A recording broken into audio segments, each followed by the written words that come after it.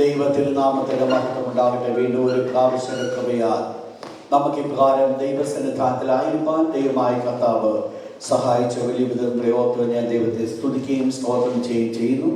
ഇന്ന് അടുത്ത വിഷയത്തിലേക്ക് നമ്മൾ കടക്കുന്നു. വേഴ്സ് 28, 28ാമത്തെ വാക്യം. ദൈവത്തിന് മഹത്വം ഉണ്ടാകും. നിങ്ങൾ അവിടെ യൂസ് ചെയ്ത വേർഡ് നിങ്ങൾ ശ്രദ്ധിക്കണം. അവിടെ പറയുന്നത് വിശ്വാസത്താൽ, വായിച്ചേക്കുന്നത് വിശ്വാസത്താൽ അവൻ. ശ്രദ്ധിക്കണം, നിങ്ങൾക്കറിയാം ആരാണ് ഈ അവൻ എന്ന് പറയുന്നത്. മോശ എന്നുള്ള വ്യക്തിയെ കുറിച്ച് പറയുന്നു. വിശ്വാസത്താലുള്ള മോശയുടെ ഒരു പ്രവർത്തനം എന്താണ് മോശ ചെയ്തത്? കടിഞ്ഞൂലുകളുടെ സംഹാരകൻ അവരെ തൊടാതിരിപ്പാൻ പെസഹയും ചോരത്തളിയും ആചരിച്ചു. അപ്പോൾ മോശ ഒരു കാര്യം ആചരിച്ചു, മോശ ഒരു കാര്യം ചെയ്തു. എന്താ ചെയ്തത്? കടിഞ്ഞൂലുകളുടെ സംഹാരകൻ അവരെ തൊടാതിരിപ്പാൻ പെസഹയും ചോരത്തളിയും ആചരിച്ചു. അപ്പോൾ എന്താണ് മോശയുടെ വിശ്വാസം? നമ്മളിവിടെ കാണുന്നത് ഈ വിശ്വാസത്തെ പ്രത്യേകത പ്രൊട്ടക്റ്റിംഗ് ഫെയ്ത്ത്. നോട്ട് ചെയ്താട്ട്, പ്രൊട്ടക്റ്റിംഗ് ഫെയ്ത്ത്. മോശയുടെ ഇവിടെ നമ്മൾ കാണുന്ന വിശ്വാസം പ്രൊട്ടക്റ്റിംഗ് ഫെയ്ത്ത്. മോശയുടെ വിശ്വാസം മോശയെ പ്രൊട്ടക്റ്റ് ചെയ്തുകൊണ്ടേയിരുന്നു. മോശയുടെ വിശ്വാസം മോശയെ പ്രൊട്ടക്റ്റ് ചെയ്തു. ഇവിടെ എന്താണ് മോശയുടെ വിശ്വാസം പ്രൊട്ടക്റ്റ് ചെയ്തത് നിങ്ങൾ ശ്രദ്ധിക്കണം. നമ്മൾ പഠിച്ചുകൊണ്ടിരിക്കുന്ന 28ാമത്തെ വാക്യം. ആ വാക്യം പ്രകാരം പറയുന്നു, വിശ്വാസത്താൽ എന്ത് ചെയ്തു? കടിഞ്ഞൂലുകളുടെ സംഹാരകൻ അവരെ തൊടാതിരിപ്പാൻ പെസഹയും ചോരത്തളിയും ആചരിച്ചു. അപ്പോൾ എന്തിനാണ് മോശ ആചരിച്ചത്? കടിഞ്ഞൂലുകളുടെ സംഹാരകൻ തൊടാതിരിപ്പാൻ. നിങ്ങൾ ഈ വാക്ക് നിങ്ങൾ ശ്രദ്ധിക്കേണ്ട ഭാഗമാണ്. നമ്മൾ ഈ പ്രത്യയമായിരിക്കുന്ന ഭാഗം നിങ്ങൾ കാണുമ്പോൾ മനസ്സിലാക്കേണ്ടത്, ഇവിടെ കടിഞ്ഞൂലുകളെ സംഹരിക്കുവാനായിട്ട് മിസ്രൈമില് ദൈവം മോശ മുഖാന്തരമായിട്ട് മിസ്രൈമിനെ പീഡിപ്പിക്കുവാനായിട്ട് അയച്ചപ്പോൾ 10ാമത്തെ ബാധയാണ് കടിഞ്ഞൂലുകളെ കൊല്ലുക എന്നുള്ളത്. The first bone. എല്ലാ കടിഞ്ഞൂലുകളെയും, അത് മൃഗത്തിന്റെ ആയിരുന്നാലും മനുഷ്യന്റെ ആയിരുന്നാലും, കടിഞ്ഞൂലുകളെ കൊല്ലുക എന്നുള്ളത് ദൈവത്തിന് നിശ്ചയമായിരുന്നു. 10ാമത്തെ ബാധയായിരുന്നു. ഈ ബാധ അയക്കുന്നതിന് മുമ്പ് സ്വർഗ്ഗത്തിലെ ദൈവം മോശയോട് ഇപ്രകാരം പറഞ്ഞു, ഈ ബാധ കടന്നു വരുമ്പോൾ ഇസ്രായേൽ മക്കളെ മിസ്രൈമിൽ നിന്ന് അവർ ഓടിച്ചു വിടും. നിങ്ങൾ പുറപ്പെടുവാൻ തക്കോടെ നിങ്ങൾ ഒരുക്കപ്പെട്ട് നിന്നോണം. എന്നാൽ ഒരു കാര്യം നിങ്ങൾ ചെയ്യേണ്ടിയിരിക്കുന്നു. നിങ്ങളുടെ വീടുകളിൽ സംഹാരദൂതൻ കടന്നു വരാതിരിക്കേണ്ടതിന് നിങ്ങളുടെ കട്ടിൽക്കാലിൽ രണ്ടിന്മേലും കുറുമ്പടിമേലും രക്തം അടയാളമായി പുരട്ടണം. വായിച്ചോട്ട് പുറപ്പാട് പുസ്തകം 12ാം അധ്യായം അതിന്റെ 12, 13 വാക്യം. പുറപ്പാട്, Exodus chapter 12 verse number 12 and 13. ശ്രദ്ധിക്കുക, ഈ രാത്രി ഞാൻ മിസ്രൈമിൽ കൂടെ കടന്ന്, സ്വർഗ്ഗത്തിലെ ദൈവം അരുളി ചെയ്യുകയാണ്, ഈ രാത്രി ഞാൻ മിസ്രൈമിൽ കൂടെ കടന്ന് മിസ്രൈമിലെ മൃഗങ്ങളുടെയും മനുഷ്യരുടെയും കടിഞ്ഞൂലുകളെ മുഴുവൻ ഞാൻ കൊന്നു കളയും. എന്നിട്ട്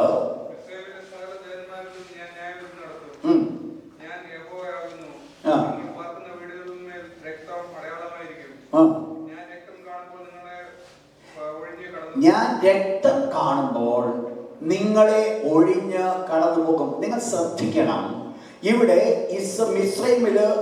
മിസ്രൈം ദേശത്ത് ദൈവം സംഹാരദൂതനെ അയക്കുമ്പോൾ സംഹാരദൂതനോട് പറഞ്ഞിരിക്കുന്നത്, എല്ലാ വീട്ടിലും കയറി എല്ലാ വീട്ടിലെയും ആദ്യജാതന്മാര്, അത് മനുഷ്യരായിരുന്നാലും മൃഗമായിരുന്നാലും, എല്ലാ ആദ്യജാതന്മാരെയും കൊന്നു കളയണം.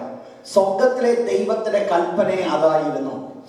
നിങ്ങൾ മനസ്സിലാക്കണം, ലിറ്ററലി ആ ബാധ ഇസ്രായേൽ മക്കളുടെ ഭവനത്തിലും കടന്നു വരേണ്ടതാണ്. കാരണം ഇസ്രായേൽ മക്കളുടെ വീടുകളിലും സംഹാരൻ കടന്നു ചെല്ലേണ്ടതാണ്. എന്നാൽ ഇസ്രായേൽ മക്കളുടെ വീടുകൾ സംഹാരൻ കടന്നില്ലാതിരുന്നതിനൊരു കാരണമുണ്ട്. ആ സംഹാരൻ കടന്നു ചെല്ലുന്നതിന് മുമ്പ്, ആ വീടിനകത്തേക്ക് കടക്കുന്നതിന് മുമ്പായിട്ട് ആ വീടിന്റെ വാതിൽ നോക്കുമ്പോൾ രക്തം അവിടെ അടയാളമാണ്. എന്തുവാ രക്തം വെളിപ്പെടുത്തുന്നത്? എന്തോ ഒന്നിവിടെ കൊല്ലപ്പെട്ടു. നിങ്ങൾ മനസ്സിലാക്കണം, നിയമം പഠിച്ചു കഴിഞ്ഞാൽ ഇസ്രായേൽ മക്കളുടെ വീടുകളും ഇസ്രായേലിന്റെ വീടുകളിലും എല്ലാ വീടുകളിലെയും മനുഷ്യരുടെയും മൃഗങ്ങളുടെയും കടിഞ്ഞൂല് ചാകേണ്ടതാണ്, കൊല്ലേണ്ടതാ. എന്നാൽ ഇസ്രായേൽ മക്കൾ രക്ഷപ്പെടുവാൻ ഇടയായി തീർന്നത് അവരുടെ വീടുകളെ ഒഴിഞ്ഞ് സംഹാരദൂതൻ കടന്നുപോയി. Pass over. അവരുടെ വീട്ടിൽ കടന്നു ചെല്ലേണ്ടതാണ്. എന്നാൽ അവരുടെ വീട്ടിനകത്തോട്ട് കയറാതെ ആ വീടിന്റെ വാതിക്കൽ ചെന്നപ്പോൾ ആ വീടിനെ ഒഴിഞ്ഞ് അടുത്ത വീട്ടിലേക്ക് പോയി. നിങ്ങൾ മനസ്സിലാക്കണം, ഈ വീട്ടിലും കൊല്ലപ്പെടേണ്ടതാണ്. എന്നാൽ കൊല്ലപ്പെടാതിരുന്നതിന് ഒരു കാരണം, മറ്റെന്തോ ഇവിടെ ഓൾറെഡി കൊല്ലപ്പെട്ടു. കൊല്ലപ്പെട്ടത് കൊണ്ട് എന്ത് സംഭവിച്ചു? ആ വീടുകളിൽ ഒന്നും കൊല്ലപ്പെടുവാൻ ഇടയില്ല. നിങ്ങൾ മനസ്സിലാക്കണം ഞാൻ പറയുന്ന വേർഡ്. ഇവിടെ ദൈവം ഇസ്രായേൽ മക്കളെ വിടുവിക്കുവാനായിട്ട് ആഗ്രഹിച്ചപ്പോൾ, സംഹാരദൂതൻ എല്ലാവരുടെയും ഭവനത്തിൽ കടന്നു വന്നോ ദൈവം കൽപ്പിച്ചപ്പോൾ, ഇസ്രായേൽ മക്കൾക്കും അത് ബാധകമായിരുന്നു. എങ്കിലും ആ സംഹാരദൂതൻ അവരുടെ ഭവനത്തിൽ കടക്കാതിരിക്കാനുള്ള കാരണം എന്ന് പറയുന്നത്, ഓൾറെഡി അവിടെ ഒരു മരണം സംഭവിച്ചു എന്നുള്ളത് അവർ വെളിപ്പെടുത്തുവാനായിട്ട് കാരണമായിത്തീർന്നു. അതുകൊണ്ട് എന്ത് സംഭവിച്ചു? സംഹാരദൂതൻ എല്ലാ വീടുകളിലും കയറിയപ്പോൾ ആ ഇസ്രായേൽ മക്കളുടെ വീടുകളിൽ യാതൊരു നാശവും വരുവാൻ ഇടയായിത്തീർന്നില്ല. മുഴുവൻ ചുറ്റുപാട് ആ ദേശം മൊത്തമായിട്ട് പ്രശ്നങ്ങൾ കടന്നു വന്നപ്പോൾ, ആ ദേശം മൊത്തമായിട്ട് മരണം സംഭവിച്ചുകൊണ്ടേയിരിക്കുമ്പോൾ ഇസ്രായേൽ മക്കളുടെ വീടുകളിൽ എങ്ങും മരണത്തിന്റെ വിളിയില്ല. പകരം അവിടെ എന്താ ഉള്ളതെന്ന് അറിയാമോ? അവിടെ ഈ പെസഹ കുഞ്ഞാടിനെ ഭക്ഷിച്ച് 10 പേര്, ഒരു മിനിമം 10 പേര് അടങ്ങിയതായിരിക്കുന്ന ഒരു കുടുംബം ഒരാട്ടിൻകുട്ടിയെ എടുത്തിട്ടാണ് അതിനെയാണ് ചുടേണ്ടത്. അങ്ങനെയെങ്കിൽ നിങ്ങൾ മനസ്സിലാക്കണം, 10 പേര് ഒരു ആട്ടിൻകുട്ടിയെ തിന്നണമെന്നുണ്ടെങ്കിൽ അവരുടെ വീട്ടിൽ ഉത്സവം നടക്കുക, മറ്റുള്ളവരുടെ വീട്ടിൽ നിലവിളി നടക്കുക. നിങ്ങൾ മനസ്സിലാക്കണം, ഒരു ദൈവ പൈതലും അല്ലാത്തവനും തമ്മിലുള്ള വ്യത്യാസമുണ്ട്. ഒരു ദൈവ പൈതലിന്റെ വീട്ടിൽ സന്തോഷത്തിന്റെ സ്വരം ഉയരുമ്പോൾ ഒരു ലോക മനുഷ്യന്റെ വീട്ടിൽ നിലവിളിയുടെ ശബ്ദം ഉയരുവാനിടയായി തീരും. എന്നാൽ എൻ്റെ വീട്ടിലും നിലവിളി ഉയരേണ്ടതാണ്. ഈ നിലവിളി ഉയരാതിരിക്കാൻ ഒരു കാരണമുണ്ട്. ഈ സംഹാരദൂതൻ എൻ്റെ വീട്ടിനകത്തോട് കടക്കാതെ വണ്ണം എന്തോ ഒന്നെന്നെ പ്രൊട്ടക്ട് ചെയ്തു, എന്തോ ഒന്നെന്നെ തടയുക. ആ സംഹാരദൂതൻ അകത്തേക്ക് കടന്നു വരാതെ തടഞ്ഞത് മറ്റൊന്നുമായിരുന്നില്ല, അവിടെ കാണപ്പെട്ട രക്തമാണ് തടയുവാനിടയായിത്തീർന്നത്. ഇന്ന് രാത്രി ഞാൻ ആദ്യമായിട്ട് വെളിപ്പെടുത്തുവാൻ ആഗ്രഹിക്കുന്ന ഒരു വിഷയം എന്ന് പറയുന്നത്, പലപ്പോഴും നമ്മൾ ആരും ഉപയോഗിക്കാതിരിക്കുന്ന ഒരു വിഷയമാണ് പ്രൊട്ടക്റ്റിംഗ് ഫെയ്ത്ത് എന്നുള്ളത്. നമുക്ക് ഒരു ശത്രുവിന്റെ നേരെ യുദ്ധം ചെയ്യുവാനായിട്ട് നമുക്കറിയാം, യുദ്ധം ചെയ്യണമെന്ന് നമുക്ക് താല്പര്യമുണ്ട്. പലപ്പോഴും നമ്മൾ ചെയ്യാതിരിക്കുന്ന ഒരു മേഖലയാണ് നമ്മളെ തന്നെ സൂക്ഷിക്കാൻ നമുക്ക് അറിയത്തില്ല. നിങ്ങൾ മനസ്സിലാക്കണം, ദൈവം തന്റെ മക്കൾക്ക് അധികാരം കൊടുത്തിരിക്കുമ്പോൾ ദൈവം 2 അധികാരങ്ങളും ഒരുമിച്ച് കൊടുക്കുകയുണ്ടായി. ലൂക്കോസ് 10-ാം അധ്യായം 19-20 വാക്യം. Luke chapter 10 verse number 19 and 20. 19-20 വാക്യം ശ്രദ്ധിക്കുക. നിങ്ങൾ ആ 2 വേർഡുകൾ പലവട്ടം ഞാൻ ആവർത്തിച്ചുള്ള ഭാഗമാണ്. വീണ്ടും ഈ വിഷയമായിട്ട് ബന്ധത്തിൽ ഒരിക്കൽ കൂടെ ഞാൻ ആവർത്തിക്കുക. അവിടെ പറയുന്നു, കർത്താവായ യേശുക്രിസ്തുവിന്റെ അടുക്കിലേക്ക് തന്നെ അരുമ ശിഷ്യന്മാർ കടന്നു വന്നു. അവർ വിജയാളികളായിട്ടാണ് കടന്നു വന്നത്. അവരുടെ വിജയം എന്ന് പറയുന്നത്, അവർ യേശുവിനോട്, ഗുരു, ഭൂതങ്ങൾ വരെ നിന്റെ നാമത്തിൽ ഞങ്ങൾ കീഴടങ്ങുന്നു. ആ സമയത്ത് കർത്താവായ യേശുക്രിസ്തു അവരോട് പറഞ്ഞൊരു കാര്യമാണ്, ഭൂതങ്ങൾ നിങ്ങൾ കീഴടങ്ങുന്നത് മാത്രമല്ല, മറ്റു പലതിലുമാണ് നിങ്ങൾ സന്തോഷിക്കേണ്ടത്. എന്നിട്ട് യേശു ഇവർക്ക് കൊടുക്കുന്ന അധികാരമാണ് നമ്മൾ കാണുന്നത്. യേശു പറയുന്നത്, പാമ്പുകളെയും തേളുകളെയും ശത്രുവിന്റെ എന്താ ശക്തിയോടെ പറഞ്ഞാട്ട്, ശത്രുവിന്റെ ശബ്ദം ഉയർത്തി പറഞ്ഞാട്ട്, സകല ബലത്തെയും ചവിട്ടുവാൻ. അപ്പോൾ ആ ദൈവം എനിക്ക് തന്ന അധികാരമാണ് പാമ്പുകളെയും തേളുകളെയും ശത്രുവിന്റെ സകല ബലത്തെയും ചവിട്ടുവാൻ ഞാൻ നിങ്ങൾക്ക് അധികാരം തരുന്നു. അപ്പൊ നമ്മൾ ഒന്ന് മനസ്സിലാക്കണം, നമ്മളിൽ ദൈവം ഒരു ശക്തി നിക്ഷേപിച്ചിട്ടുണ്ട്, നമ്മളിൽ ദൈവം ഒരു അധികാരം നിക്ഷേപിച്ചിട്ടുണ്ട്. ഈ അധികാരം എന്ന് പറയുന്നത് ഒരുപക്ഷെ നമ്മൾ ചിന്തിക്കുമായിരിക്കാം എനിക്കതിന് കഴിവില്ലെന്നുള്ളത്. പക്ഷെ ഓൾറെഡി ദൈവം എന്നിൽ ഡിപ്പോസിറ്റ് ചെയ്തിരിക്കുന്ന ഒരു അനുഗ്രഹമാണ് പാമ്പുകളെയും തേളുകളെയും ശത്രുവിന്റെ സകല ബലത്തെയും ചവിട്ടുവാൻ. അപ്പൊ ശത്രുവിന്റെ ഏത് ബലത്തെയും ചവിട്ടുവാൻ അവൻ എനിക്ക് അധികാരം തന്നിട്ടുണ്ട്. ചവിട്ടുവാനുള്ള അധികാരം തരുമ്പോൾ നിങ്ങൾ മനസ്സിലാക്കണം, ശത്രു അവിടെ കയ്യും കെട്ടിയൊന്നും ഇരിക്കത്തില്ല. ശത്രു ചിലപ്പോൾ തലയൊക്കെ ഒന്ന് പൊക്കിയെന്നിരിക്കും. എന്നാൽ ഒരു കാര്യം കൂടെ ദൈവം അവിടെ കൽപ്പിക്കുകയുണ്ടായി, ഒന്നും നിങ്ങൾക്ക് ഒരു ദോഷവും വരുത്തത്തില്ല എന്ന് പറഞ്ഞാൽ ഞാൻ അങ്ങോട്ട് പോയി ചവിട്ടിയാലും അതെനിക്ക് ഒരു ദോഷവും വരുത്തത്തില്ല. ദൈവമക്കൾ മനസ്സിലാക്കണം, ദൈവം എനിക്ക് തന്നിരിക്കുന്ന ഒരധികാരമായിരുന്നു, ഒരു ഒഫൻഡിങ് പവർ, എതിർക്കുവാനുള്ള പദവി. അതാണ് പാമ്പുകളെയും തേളുകളെയും ശത്രുവിന്റെ സകല ബലത്തെയും ചവിട്ടുവാൻ ഞാൻ നിനക്ക് അധികാരം തരുന്നു. രണ്ടാമത് കർത്താവായ യേശു പറയുന്നു, ഒന്നും നിങ്ങൾക്ക് ഒരു ദോഷവും വരുത്തുകയില്ല എന്ന് പറഞ്ഞാൽ അവിടെയാണ് ഒരു ഡിഫെൻഡിങ് പവർ ദൈവം എന്നിൽ നിക്ഷേപിച്ചിട്ടുണ്ട്. നിങ്ങൾ മനസ്സിലാക്കണം, കർത്താവായ യേശു ക്രിസ്തു എവിടെയല്ല ഈ ഒഫൻഡിങ് പവർ ഉപയോഗിക്കുന്നുണ്ട്, അവിടെ ഒക്കെ ദൈവത്തിന്റെ കരങ്ങൾ വെളിപ്പെടുന്നത് നമുക്ക് മനസ്സിലാക്കുവാൻ സാധിക്കും. നമ്മൾ മനസ്സിലാക്കണം, നമ്മൾ ഒഫൻഡിങ് പവർ യൂസ് ചെയ്യുമ്പോൾ നമ്മൾ കൂടെ ഉപയോഗിക്കേണ്ടതാണ് ഒരു ഡിഫെൻഡിങ് പവർ എന്ന് പറയുന്നത്. ഡിഫെൻഡിങ് പവർ എന്ന് പറയുന്നത് എന്താണ്? എഫേസ്യ ലേഖനം 6-ാം അധ്യായത്തിലേക്ക് കടന്നു വന്നാട്ടെ. എഫേഷ്യൻസ് ചാപ്റ്റർ 6, എഫേസ്യ ലേഖനം 6-ാം അധ്യായം 16-ാമത്തെ വാക്യം. എല്ലാറ്റിനും മീതെ ദുഷ്ടന്റെ തീയമ്പുകളെ ഒക്കെയും കെടുത്തുവാൻ തക്കതായ, അപ്പൊ നമ്മുടെ ഡിഫെൻഡിങ് പവർ ആണ് ഷീൽഡ്. എന്താ? ശത്രു വാളുകൊണ്ട് വെട്ടുമ്പോൾ ഞാൻ അതിനെ തടയുന്നത് എൻ്റെ ഷീൽഡ് വെച്ചിട്ടാണ്.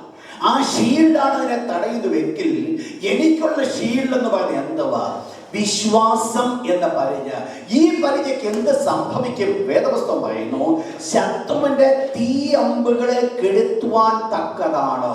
അപ്പൊ ശത്രുവിന്റെ ഏത് ആയുധങ്ങളെയും എന്റെ ജീവിതത്തിലേക്ക് അടുക്കാതെ വണ്ണം എന്നെ തടയുന്നത് ഏത് എന്ന് ചിന്തിക്കുമ്പോൾ എന്നിൽ ദൈവം നിക്ഷിപ്തമാക്കപ്പെട്ട പ്രൊട്ടക്റ്റിംഗ് ഫെയ്ത്ത്. നിങ്ങൾ മനസ്സിലാക്കണം ഞാൻ പറഞ്ഞു വരുന്നത്. പലപ്പോഴും നമ്മൾ അനുഭവിക്കുന്ന കഷ്ടതയുടെ കാരണം നമ്മുടെ ഈ പ്രൊട്ടക്റ്റിംഗ് ഫെയ്ത്ത് നമ്മൾ ലൂസാക്കിയിടുക. അതുകൊണ്ട് എന്ത് സംഭവിക്കുന്നു? നമ്മൾ അകാരണമായിട്ട് നമ്മൾ ഭയപ്പെടുവാൻ കാരണമായി തീർന്നു. ഇവിടെ മോശയെ കുറിച്ച് ദൈവത്തിന്റെ തിരുവചനം പറയുന്നത്, ഇസ്രായേൽ മക്കളുടെ ജീവിതത്തിൽ എന്ത് സംഭവിച്ചു? മോശ വിശ്വാസത്താൽ ഈ മിസ്രൈമിലെ എല്ലാ ആദ്യജാതന്മാർ കൊല്ലപ്പെടുവാൻ ഇടയായിരുന്നപ്പോൾ ഇസ്രായേൽ മക്കളുടെ സകല ആദ്യജാതന്മാരും സൂക്ഷിക്കപ്പെടുവാൻ, പ്രൊട്ടക്ട് ചെയ്യുവാൻ കാരണമായി തീർന്നു. നിങ്ങൾ മനസ്സിലാക്കിയോണേ, ദൈവത്തിന്റെ മക്കൾ പ്രതികൂലങ്ങളുടെ നടുവിൽ നിൽക്കുമ്പോൾ അനുഗ്രഹിക്കപ്പെടുന്ന സകല കാരണങ്ങളും അവരറിയാതെ തന്നെ അവരിൽ കൂടെ പ്രൊട്ടക്ട് ചെയ്യപ്പെടുന്നതാണ്. നിങ്ങൾക്കറിയാൻ, റബ്ബി എന്ന പയ്യനെ നിങ്ങൾക്കറിയാൻ, ക്യാൻസർ വന്ന് മരിക്കാൻ തുടങ്ങുന്ന സമയത്ത് ആ കുഞ്ഞു പറഞ്ഞ വേർഡ് ഇതായിരുന്നു, അവൻ ആവർത്തിച്ച വേർഡ് ഇതായിരുന്നു, ഞാൻ മരിക്കയില്ല, ഞാൻ ജീവനോടെ ഇരുന്ന് ദൈവത്തിന്റെ പ്രവൃത്തിയെ വർണ്ണിക്കും. അപ്പോൾ ഈ വേർഡിന് എന്ത് സംഭവിച്ചു? അവന്റെ ക്യാൻസർ എന്നുള്ള മാരക രോഗത്തെ വീഴുവാൻ തക്കവണ്ണം ഈ പ്രൊട്ടക്റ്റിംഗ് ഫെയ്ത്തിന് സാധ്യമായി. ഞാൻ പറയുന്ന വേർഡ് ശ്രദ്ധിക്കണം. നമ്മുടെ പ്രൊട്ടക്റ്റിംഗ് ഫെയ്ത്ത് സൂക്ഷിക്കുന്നതായിരിക്കുന്ന നമ്മുടെ മുൻപിൽ ശത്രുക്കൾ നിൽക്കുമ്പോൾ ആ ശത്രുവിനെ വിഴുങ്ങണമെന്നുണ്ടെങ്കിൽ, ശത്രുവിന്റെ സകല തീ അമ്പുകളെയും കെടുത്തണമെന്നുണ്ടെങ്കിൽ എന്റെയും നിങ്ങളുടെയും നാവിൽ കൂടെ പ്രൊട്ടക്റ്റിംഗ് ഫെയ്ത്ത് വെളിപ്പെടാതെ പറ്റത്തില്ല. ഒരു വയറുവേദന വന്നാൽ അന്നേരം ചിന്തിക്കും ഇത് മറ്റൊന്നുമല്ല, ഈ പണ്ടൊരാൾക്ക് ഇതുപോലെ വയറുവേദന വന്നപ്പോൾ ഫൈനലി ഡയഗ്നോസ് ചെയ്ത ക്യാൻസർ ആയിട്ട് കണ്ടുപിടിച്ചതാ, ഇതും അതിന്റെ തുടക്കമാണ്. എന്നാൽ ദൈവത്തിന്റെ തിരുവചനം ഇപ്രകാരം പറയുന്നുണ്ട്, മിസ്രൈമക്ക് വരുത്തിയ യാതൊരു വ്യാധിയും ഞാൻ നിനക്ക് വരുത്തത്തില്ല. പിന്നീട് എന്തുകൊണ്ടാണ് നമ്മൾ പ്രൊട്ടക്ട് ചെയ്യപ്പെടുന്നതെന്ന് അറിയാമോ? ഒരൊറ്റ കാരണമേ ഉള്ളൂ, ദൈവം കൃപ തോന്നി നമ്മളെ പ്രൊട്ടക്ട് ചെയ്ത് നിർത്തിയിരിക്കുന്നത് കൊണ്ട് വലിയ കുഴപ്പമൊന്നുമില്ലാതെ മുമ്പോട്ട് പോകുന്നു. നമ്മുടെ പ്രവൃത്തിക്ക് അനുസരണമായിട്ട് പ്രവർത്തിക്കുന്ന ഒരു ദൈവമായിരുന്നുവെങ്കിൽ എന്നേ ഈ ഭൂമിയിൽ നിന്ന് മാരകമാർക്കുന്ന പല രോഗം വന്ന് നശിക്കേണ്ട സമയം കഴിഞ്ഞു. ജീവനോടെ ശേഷിക്കുവാനുള്ള കാരണം എൻ്റെ ബലഹീനതയ്ക്ക് തുണ നിൽക്കുന്ന നല്ലൊരു പരിശുദ്ധാത്മാവ് എനിക്കും നിങ്ങൾക്ക് വേണ്ടി മധ്യസ്ഥ വഹിച്ചുകൊണ്ടിരിക്കുന്നത് കൊണ്ട് ഞാനും നിങ്ങളിൽ നിന്ന് ക്ഷേമത്തോടെ ആയിരിക്കുന്നു. നിങ്ങൾ മനസ്സിലാക്കണം, ദൈവമക്കൾ ഉപയോഗിക്കേണ്ട ഒരു കാര്യമാണ് പ്രൊട്ടക്റ്റിംഗ് ഫെയ്ത്ത്. ഡിഫെൻഡ് ചെയ്യുവാനുള്ള കഴിവ് അവർക്കുണ്ടാകണം. ഡിഫെൻഡ് ചെയ്യുവാൻ അവർക്കിടയാകണം. ഇസ്രായേൽ മക്കളുടെ ജീവിതത്തിൽ മോശ എന്നുള്ള ലീഡറിനായി ഞാൻ ദൈവത്തെ സ്തുതിക്കുക. ഇന്ന് വൈകിട്ട് ഞാൻ ഈ വിഷയം ധ്യാനിച്ചുകൊണ്ടിരുന്നപ്പോൾ ഒരു കാര്യം ഞാൻ മനസ്സിലാക്കി. ദൈവത്തിന്റെ തിരുവചനം മനസ്സിലാക്കിയതായിരിക്കുന്ന മോശ ആ പ്രൊട്ടക്റ്റിംഗ് ഫെയ്ത്തിനെ കുറിച്ച് തന്റെ ജനത്തോട് ഡിക്ലെയർ ചെയ്തപ്പോൾ തന്റെ ജനത്തിന് അത് ഏറ്റെടുക്കുവാൻ സാധിച്ചു എന്നുള്ളത് ഒരു വലിയ ഭാഗ്യമാണ്. എന്താ അവർ ഏറ്റെടുത്തത്? ഒരിക്കൽ ലോത്ത് തന്റെ മരുമക്കളുടെ അടുത്തിയെന്ന് ചില കാര്യങ്ങളൊക്കെ പറഞ്ഞു. മരുമക്കൾ പറഞ്ഞ അമ്മായിപ്പനെ വട്ടുപിടിച്ചതാണെന്ന്. മോശയെ കുറിച്ച് വേണമെങ്കിൽ ഇതൊക്കെ പറഞ്ഞു വെക്കാമായിരുന്നു. പക്ഷേ ജനം പറഞ്ഞു വെക്കാതിരിക്കാനുള്ള കാരണം ദൈവത്തിൽ നിന്ന് പ്രാപിച്ച ദൈവത്തിന്റെ വചനം അത് മോശയുടെ നാവിൽ കൂടെ വിശ്വാസത്തിന്റെ വാക്കുകളായിട്ട് വെളിപ്പെടുമ്പോൾ അവരുടെ ജീവിതത്തിൽ ദൈവത്തിന്റെ കരങ്ങൾ കാണും. കഴിഞ്ഞ ആഴ്ചയിൽ ഒരു ദിവസം ഒരു സഹോദരനെ കണ്ടപ്പോൾ എന്നോട് വീട് പറഞ്ഞു, പാസ്റ്ററെ വെള്ളിയാഴ്ച ആരാധന കഴിഞ്ഞ് വലിയ സന്തോഷമായി ഞാൻ വീട്ടിൽ പോയി. വീട്ടിൽ ചെന്നിട്ട് അല്പം കഴിഞ്ഞപ്പോൾ ഏതാണ്ട് വൈകിട്ട് ഒരു 6 മണി 7 മണി ആയപ്പോൾ നാട്ടിൽ നിന്നൊരു ദൈവദാസൻ വിളിച്ചിട്ട് അദ്ദേഹത്തോട് ഞാൻ സംസാരിച്ചു. അദ്ദേഹം എന്നോട് ഇങ്ങോട്ട് ചോദിച്ചു, എന്താ സഹോദരൻ ഇന്ന് ഒരു വലിയ അനുഗ്രഹമായിരുന്നല്ലോ. എന്നോട് ചോദിച്ചു, പാസ്റ്ററെ ഈ പുള്ളിക്ക് അവിടെ നിന്ന് വല്ലതും അറിയാനുള്ള കഴിവുണ്ടോ? അതാണോ ഈ ചോദിച്ചത്? ഞാൻ പറഞ്ഞ സഹോദരൻ, അതല്ല. നീ പ്രാപിച്ച ദൈവിക സന്തോഷം, നീ പ്രാപിച്ച ദൈവിക ആനന്ദമാണ് നിന്റെ നാവിൽ കൂടെ വാക്കുകളായിട്ട് വെളിപ്പെടുത്തുന്നത്. അത് കേൾക്കുന്നവൻ കേൾക്കുമ്പോൾ മനസ്സിലാക്കും, അവരും ജീവൻ പ്രാപിക്കും. നിങ്ങൾ മനസ്സിലാക്കണം, എൻ്റെ ഉള്ളിൽ ദൈവിക ജീവൻ പ്രാപിച്ചാൽ ആ ദൈവിക ജീവൻ എൻ്റെ നാവിൽ കൂടെ ഓട്ടോമാറ്റിക്കായിട്ട് കടന്നു വരും. ഈ വാക്കുകൾ കേൾക്കുന്നവരും ജീവിക്കുവാനായിട്ട് കാരണമായി തീരും. അതിന് പ്രത്യേകിച്ച് വലിയ റെവലേഷൻ്റെ പ്രത്യേകിച്ച് വലിയ ദൈവകൃപയുടെ ആവശ്യമൊന്നുമില്ല. കാരണം ഇന്നലെ വരെ നിരാശനായിട്ട് സംസാരിച്ചുകൊണ്ടിരുന്ന വ്യക്തി ഇന്നൊരു സുപ്രഭാതത്തിൽ ധൈര്യമായിട്ട് ദൈവ സന്തോഷത്തോടു കൂടെ നിൽക്കുന്ന കാണുമ്പോൾ മനസ്സിലാക്കാൻ പറ്റും അവൻ അനുഗ്രഹിക്കപ്പെട്ടുവെന്നുള്ളത്. ഞാൻ പറഞ്ഞ വേർഡ് നിങ്ങൾ മനസ്സിലായോ? വാസ്തവത്തിൽ വേണ്ടത് ദൈവം മോശ എന്നുള്ള പുരുഷന് കൊടുത്ത വിശ്വാസത്തിന്റെ പ്രൊട്ടക്റ്റിംഗ് ഫെയ്ത്തിനെ കുറിച്ചുള്ള ദൈവിക മർമ്മം എന്തെന്നുള്ളത് മോശ ദൈവത്തിൽ നിന്ന് പ്രാപിച്ച തന്റെ ജനത്തിന് കൊടുക്കുവാൻ ഇടയായിത്തീർന്നപ്പോൾ ജനം ഒന്നടങ്കം കണ്ണുമടച്ച് വിശ്വസിച്ച് അതുപോലെ പ്രവർത്തിക്കുവാൻ കാരണമായി. എന്താ ഇവിടുത്തെ വിഷയം? നമ്മൾ മനസ്സിലാക്കണം. ഞാൻ ആദ്യമായിട്ട് ഈ വേർഡ് പറഞ്ഞോടെ ഞാൻ മുൻപോട്ട് കടന്നു പോകുകയാണ്. നാം ഉപയോഗിക്കുന്നത് പ്രൊട്ടക്റ്റിംഗ് ഫെയ്ത്ത് ഉപയോഗിച്ചാണ്. ഡിഫെൻഡിങ് ഫെയ്ത്ത് നമുക്ക് ആവശ്യമാണ്, അത് അത്യാവശ്യമാണ്. പക്ഷേ ദ സെയിം ടൈം ആവശ്യമായിരിക്കുന്നതാണ് കൂടെ പറഞ്ഞുകൊണ്ടിരിക്കണം, എൻ്റെ ദൈവത്താൽ ഞാൻ മതിൽ ചാടി കിടക്കാം. ആരോഗ്യമില്ല, എഴുന്നേക്കാൻ പോലും രാവിലെ വയ്യായെങ്കിലും ഒന്ന് പറഞ്ഞേക്കണം, എൻ്റെ ദൈവത്താൽ ഞാൻ മതിൽ ചാടി കിടക്കും. 10 ദിവസം നിങ്ങൾ പറഞ്ഞാൽ 11ാമത്തെ ദിവസം നിങ്ങൾ മതിൽ ചാടി കിടക്കുന്നതല്ലേ ചെയ്യും. എന്നാൽ പറയുക രാവിലെ എഴുന്നേറ്റ് ഞാൻ വളരെ ക്ഷീണിതനാണെന്ന് പറഞ്ഞു കഴിഞ്ഞാൽ നിങ്ങളുടെ ലൈഫ് മുഴുവൻ ക്ഷീണമായിട്ട് പോയി. പ്രിയപ്പെട്ടവരെ, നെഗറ്റീവായിരിക്കുന്ന വാക്കുകൾ നാവിൽ കൂടെ വെളിപ്പെടുത്താതെ പോസിറ്റീവായിരിക്കുന്ന പോസിറ്റീവ് എന്ന് പറഞ്ഞാൽ എല്ലാം വെറുതെ കണ്ണുമടച്ച് വിശ്വസിക്കുവാനല്ല ഞാൻ പറഞ്ഞു വരുന്നത്. ദൈവം നമുക്ക് കൃപ തോന്നി തന്നിരിക്കുന്ന ദൈവത്തിൻ്റെ വാഗ്ദത്ത വചനങ്ങൾ എൻ്റെയും നിങ്ങളുടെ നാവിൽ കൂടെ ഏറ്റു പറയുമ്പോൾ അവിടെയാണ് ദൈവത്തിൻ്റെ അത്ഭുതങ്ങൾ കാണുവാൻ സാധിക്കുന്നത്. നിങ്ങൾ മനസ്സിലാക്കണം, അവിടെയാണ് എൻ്റെ കാഴ്ചപ്പാടുകൾ മാറുന്നത്. എൻ്റെ കാഴ്ചപ്പാട് മാറുമ്പോഴാണ് എൻ്റെ ചുറ്റുപാടുകൾ മാറുന്നത്. എൻ്റെ ചുറ്റുപാടുകൾ മാറുമ്പോഴാണ് എൻ്റെ അവസ്ഥയ്ക്ക് മാറ്റം വരുന്നത്. പ്രിയപ്പെട്ടവരെ, മാറ്റം വരുടെ ഉള്ളത്തിൻ്റെ ഉള്ളിലാണ്. ഉള്ളിൽ മാറ്റം വന്നാൽ എല്ലാം ഭംഗിയായി തീരും. ഇവിടെ എന്ത് ചെയ്തു മോശ? നിങ്ങൾ ചിന്തിച്ചുകൊള്ളുക. Protecting faith. അനേക പ്രിയ ദൈവദാസന്മാർ പ്രൊട്ടക്റ്റിംഗ് ഫെയ്ത്ത് ഉപയോഗിച്ചിട്ടുണ്ട്. ദൈവത്തിൻ്റെ വചനം അത് പഠിപ്പിക്കുന്നുണ്ട്. എൻ്റെ വേദപുസ്തകം പഠിക്കുമ്പോൾ നമുക്ക് മനസ്സിലാക്കുവാൻ സാധിക്കും. എസ്രാ ഒരിക്കൽ പ്രൊട്ടക്റ്റിംഗ് ഫെയ്ത്ത് ദൈവത്തോട് ചോദിച്ചു. അഹവ ആറ്റിൻ്റെ അരികിൽ വെച്ച് തൻ്റെ കയ്യിൽ തന്ന രാജാവ് തന്ന സ്വർണ്ണങ്ങളും എല്ലാം കൂടി യെരൂശലേമിലേക്ക് കടന്നു പോകുകയാണ്. വഴിയിൽ ഇടയിൽ കള്ളന്മാരുണ്ട്. എസ്ര കുത്തി എന്നൊരു പ്രാർത്ഥന നടത്തി, ഒരു 3 ദിവസത്തെ ഉപവാസ പ്രാർത്ഥന. ആ ഉപവാസ പ്രാർത്ഥനയ്ക്ക് എസ്രയുടെ വിഷയം ഇതായിരുന്നു: ദൈവമേ, ദുഷ്ടന്റെ കയ്യിൽ നിന്നെ വിടുവിക്കണം, സൗഖ്യത്തോടെ യെരൂശലേമിൽ കൊണ്ട് എല്ലാനായിട്ട് ഇടയാകണം. ദൈവം അത്ഭുതമായ രീതിയിൽ സഹായിച്ചു. എന്താ? ശത്രുവിൽ തൊടാതെ വണ്ണം ദൈവം പ്രൊട്ടക്ട് ചെയ്തു. നിങ്ങൾ മനസ്സിലാക്കണം, നിങ്ങളുടെ ജീവിതത്തെ തൊടാതെ വണ്ണം, ശത്രു നിങ്ങളെ തൊടാതെ വണ്ണം പ്രൊട്ടക്ട് ചെയ്യുവാൻ ദൈവം ആഗ്രഹിക്കുന്നു. ഇവരെന്താ ചെയ്തത്? ഇവര് കടിഞ്ഞൂലുകൾ സംഹാരൻ അവരെ തൊടാതിരിപ്പാൻ അവർ പെസഹയും ചോരത്തളിയും ആചരിച്ചു. നിങ്ങൾക്കറിയാം, ദൈവം വളരെ സ്ട്രിക്റ്റായിട്ട് കൊടുത്ത ഒരു നിയമമായിരുന്നു പെസഹ നിങ്ങൾ കൊണ്ടാടണം എന്നുള്ളത്. ദൈവം ഇസ്രായേൽ മക്കൾക്ക് 7 ഉത്സവങ്ങൾ കൊടുക്കുന്നതായ സമയത്ത് വളരെ പ്രധാനമായിട്ട് ആദ്യമായിട്ട് ഇസ്രായേൽ മക്കൾക്ക് ചെയ്യുവാൻ കൊടുത്ത ഉത്സവമാണ് പെസഹ എന്ന് പറയുന്നത്. എന്നാൽ മുൻപോട്ട് കടന്നു വരട്ടെ. ഈ പെസഹ എന്താണ്? ഈ പാസ് ഓവർ എന്താണ്? അതിൻ്റെ അർത്ഥമെന്ന് ഞാൻ ആദ്യം പറഞ്ഞു. പാസ് ഓവർ എന്ന് പറഞ്ഞു കഴിഞ്ഞാൽ, പാസ് ഓവർ എന്നെ കടന്നുപോയി, എൻ്റെ ജീവിതത്തിൽ അടുക്കാതെ വേണം എന്നെ കടന്നുപോയി. നിങ്ങൾ മനസ്സിലാക്കണമെങ്കിൽ പാസ് ഓവർ എന്ന് പറയുമ്പോൾ അത് പ്രധാനമായിട്ട് നിങ്ങൾക്ക് അറിയുവാൻ സാധിക്കും.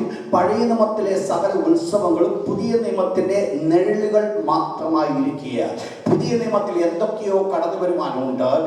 അഥവാ തുടക്കമെന്ന് പറയുന്നത് കർത്താവായ യേശു ക്രിസ്തുവിൻ്റെ ക്രൂശുമരണം മുതൽ പ്രധാനമായിട്ടത് നിത്യത വരെയുള്ള ഭാഗം വരെയുള്ള സകല സംഭവങ്ങളെയും ക്രോഡീകരിച്ചുകൊണ്ടുള്ള അതിൻ്റെ നിഴൽ മാത്രമായിരുന്നു പഴയ നിയമത്തിൽ ദൈവം കൊടുത്ത ഉത്സവം എന്ന് പറയുന്നത്. ഒറ്റ വീട് കൂടി ഞാൻ വീണ്ടും ഒരുമിച്ച് ഞാൻ പറയാം.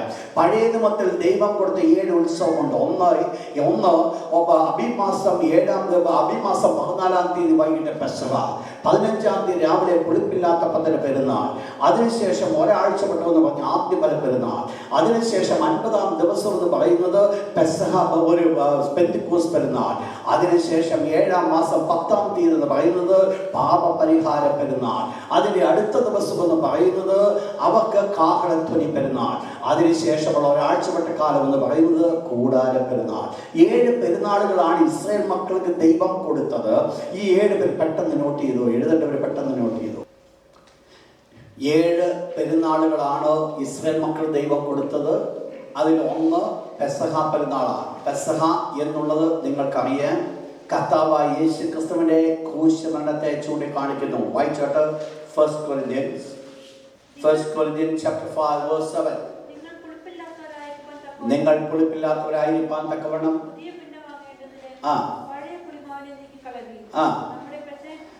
നമ്മുടെ പെസഹ കുഞ്ഞാട് മറക്കപ്പെട്ടിരിക്കുന്നു, ക്രിസ്തു തന്നെ.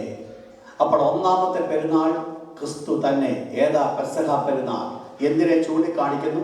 അരുമരക്ഷിതമായ യേശു ക്രിസ്തുവിന്റെ ഈ ലോകത്തിൽ കടന്നുള്ള മരണത്തെ ചൂണ്ടിക്കാണിക്കുന്നു. അത് പഠിപ്പിക്കുവാനുള്ള സമയമില്ല. അവസാന പെരുന്നാൾ എന്ന് പറയുന്നത് വെളിപ്പാട് പുസ്തകം 22-ാം അധ്യായത്തിൽ പറയുന്നു, ഇതാ മനുഷ്യരോടുകൂടെ ദൈവത്തിന്റെ കൂടാരം. 21-ാം അധ്യായം. അപ്പോൾ ഇവിടെ നമ്മൾ കാണുന്നത് ഇത്രയും കാലയളവാണ് ദൈവം ഇസ്രായേൽ മക്കൾ കൊടുത്ത 7 പെരുന്നാൾ എന്ന് പറയുന്നത്. അതിൽ ഒന്നാമത്തെ പെരുന്നാളാണ് പാസ് ഓവർ. പാസ് ഓവർ എന്ന് പറയുന്നത് കർത്താവായ യേശു ക്രിസ്തുവിന്റെ കാൽവറി ക്രൂശിന്റെ നിഴലായിരുന്നു പാസ് ഓവർ എന്ന് പറയുന്നത്. ഈ പെസഹ എന്ന് പറയുന്നത് കർത്താവായ യേശു ക്രിസ്തു ഈ കാലം കടന്നു വന്ന് മരിക്കും എന്നുള്ളതിന്റെ വ്യക്തമായിരിക്കുന്ന നിഴലായിരുന്നു പാസ് ഓവർ. അതുകൊണ്ട് പാസ് ഓവർ പറഞ്ഞപ്പോൾ പ്രധാനമായിട്ട് ദൈവം അത് പ്രമാണിക്കുവാൻ തക്കവണ്ണം ചില നിയമങ്ങളൊക്കെ ദൈവം കൊടുത്തു. എങ്ങനെയെങ്കിലും കാട്ടിക്കൂട്ടുവാൻ പറഞ്ഞിട്ടില്ല. 3 പ്രധാനപ്പെട്ട ഭാഗങ്ങളാണ് ഒരു പെസഹ പെരുന്നാളിൽ അവർക്ക് ചെയ്യേണ്ടതായിട്ടുള്ളത്. 3 കാര്യങ്ങൾ അവർക്ക് ചെയ്യണം. ഒന്നാമതായിട്ട് പെസഹ കുഞ്ഞാടിനെ കൊല്ലണം. The killing of the Passover lamb.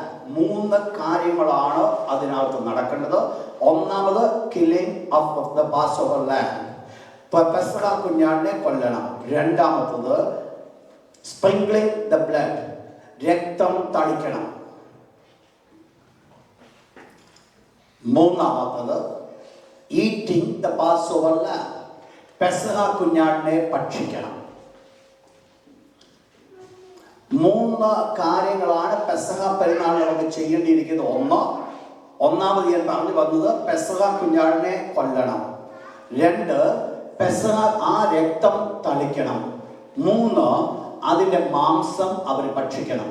ഇവിടെ മോശ ഇസ്രായേൽ മക്കൾക്ക് കൊടുത്ത കൽപ്പനയിൽ നമ്മൾ അവിടെ വായിക്കുമ്പോൾ അവിടെ നമ്മൾ കാണുന്നത് വിശ്വാസത്താൽ അവൻ കടിഞ്ഞൂലുകളുടെ സംഹാരകൻ അവരെ തൊടാതിരിപ്പാൻ പെസഹായും ചോരത്തളിയും ആചരിച്ചു. 2 കാര്യങ്ങളെ കുറിച്ചാണ് അവിടെ പറയുന്നത്. 3ാമത് eating of the passover lamb എന്നുള്ളത് അവിടെ സൈലന്റ് ആണ്, മസ്റ്റായിട്ട് അവർ ചെയ്തേ പറ്റത്തുള്ളൂ. പക്ഷെ ഈ 2 കാര്യങ്ങളുടെ പ്രാധാന്യതയാണ് ഞാൻ നിങ്ങളുടെ മുമ്പിൽ വെളിപ്പെടുത്തുവാനായിട്ട് പോകുന്നത്. അപ്പോൾ 2 കാര്യം ഇവർ ചെയ്യണമായിരുന്നു. 1, അവർക്ക് ഈ പാസ്ഓവർ ലാമ്പിനെ പെസഹ കുഞ്ഞാടിനെ ഇവർ കൊല്ലേണ്ടത് ആവശ്യമായിരുന്നു. പെസഹ കുഞ്ഞാടിനെ കൊല്ലുക എന്ന് പറയുമ്പോൾ നിങ്ങൾ മനസ്സിലാക്കണം, വെറുതെ അല്ല ഒരു പെസഹ കുഞ്ഞാടിനെ കൊല്ലേണ്ടത്. പെസഹ കുഞ്ഞാടിനെ കൊല്ലുവാൻ തക്കവണ്ണം ദൈവത്തിന്റെ വ്യവസ്ഥയുണ്ട്. ഞാൻ ആദ്യം പറയുണ്ടായി, ഇത് ആരുടെ നിഴല്? കർത്താവായ യേശുക്രിസ്തുവിന്റെ നിഴല്. അപ്പോൾ ഒരു പെസഹ കുഞ്ഞാടായിട്ട് ഒരു കുഞ്ഞാടിനെ എടുക്കുമ്പോൾ അത് വരുവാൻ പോകുന്ന കർത്താവായ യേശുക്രിസ്തുവിന്റെ നിഴലായതുകൊണ്ട് യേശുക്രിസ്തു എന്തായിരുന്നുവോ ആയിരിക്കുന്നുവോ അതിനനുസരിച്ചുള്ള ഒരു ആട്ടുകൊറ്റനായിരിക്കണം ഈ പെസഹ കുഞ്ഞാട്. ഏതെങ്കിലും ഒന്നിനെ കൊണ്ടുവന്ന് യാഗം കഴിക്കുവാനല്ല, കൊല്ലുവാനല്ല ദൈവം പറഞ്ഞത്. ഇത് കർത്താവായ യേശുക്രിസ്തുവിന്റെ നിഴലായതുകൊണ്ട് ഇത് ചെയ്യേണ്ടവർക്ക് വ്യക്തമായ നിയമങ്ങൾ ഉണ്ട്. ഈ നിയമത്തിനകത്ത് നിന്ന് ചെയ്യുന്നില്ല എങ്കിൽ ചെയ്തവൻ കൂടെ വെളിയിൽ കടന്നു പോകേണ്ടി വരും. അവനെ സ്വദേശത്തു നിന്ന് വെളിയിലേക്ക് വിട്ടുകളയേണ്ടതായിട്ട് വരും. അത്രമാത്രം സ്ട്രിക്റ്റ് ആയിട്ട് ദൈവം കൊടുത്തുമായിരിക്കുന്ന ഈ പെസഹ കുഞ്ഞാട് എന്ത് ചെയ്തു? ഈ ഇസ്രായേൽ മക്കളെ പ്രൊട്ടക്ട് ചെയ്യുവാൻ ഇടയായിത്തീർന്നുവെങ്കിൽ നമ്മൾ മനസ്സിലാക്കണം, ഇന്ന് നമ്മെ പ്രൊട്ടക്ട് ചെയ്യുന്നത് അതേ പെസഹ കുഞ്ഞാടാണ്. നമ്മുടെ പെസഹ കുഞ്ഞാടെന്ന് പറയുന്നത് ആരായിരിക്കുന്നു? കർത്താവായ യേശുവായിരിക്കുന്നു. നമുക്ക് വേണ്ടി രക്തം, നമുക്കും ഒരു കാര്യം ആവശ്യമാണ്, ഈ രക്തം തളിക്കേണ്ടത് ആവശ്യമാണ്. ആ രക്തം എന്ന് പറയുന്നത് കുഞ്ഞാടിന്റെ രക്തമാണ് തളിക്കുന്നത്. ഇത് 2ഉം നമുക്ക് ആവശ്യമാണ്, ഭക്ഷിക്കേണ്ടതും നമുക്ക് ആവശ്യമാണ്. ഞാൻ ആ ഭാഗത്തിലേക്ക് ഇന്ന് രാത്രി ഞാൻ കടക്കുന്നില്ല. എന്നാൽ ഈ കുഞ്ഞാടിന്റെ പ്രത്യേകതയിലേക്ക് നമ്മൾ കടന്നു വരുമ്പോൾ നിങ്ങൾ മനസ്സിലാക്കണം എന്താണ് ദൈവത്തിന്റെ വ്യവസ്ഥ. കടന്നു വന്നാട്ട് പുറപ്പാട് പുസ്തകം 12ാം അധ്യായത്തിലേക്ക് ഒന്ന് കടന്നു വന്നാൽ, പുറപ്പാട് പുസ്തകം എക്സോഡസ് ചാപ്റ്റർ 12 വേഴ്സ് 2ാമത്തെ വാക്യം.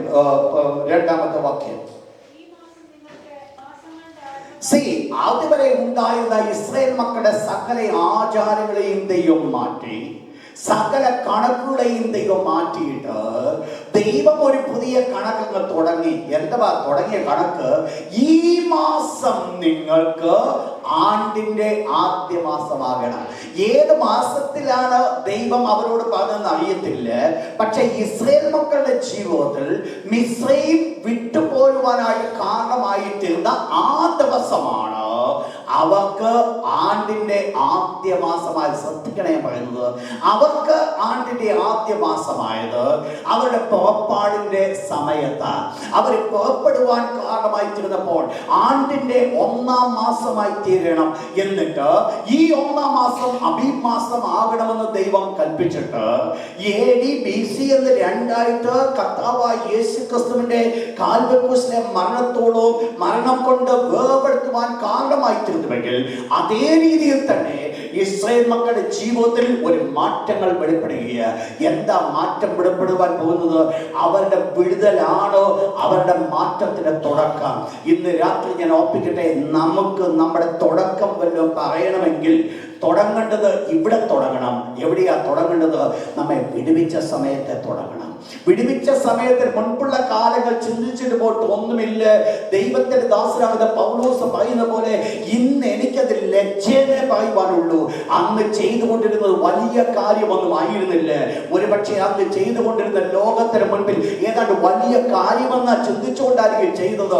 എന്നാൽ ഇന്ന് നീ ദൈവ പൈതലായിരിക്കുമ്പോൾ അന്ന് ചെയ്തതായിരിക്കുന്ന പ്രവർത്തനങ്ങൾ മുഴുവൻ ഇന്ന് നിന്റെ കൺമുമ്പിൽ ലക്ഷ്യമായിരിക്കുന്ന കാര്യങ്ങൾ മാത്രമായിരിക്കും.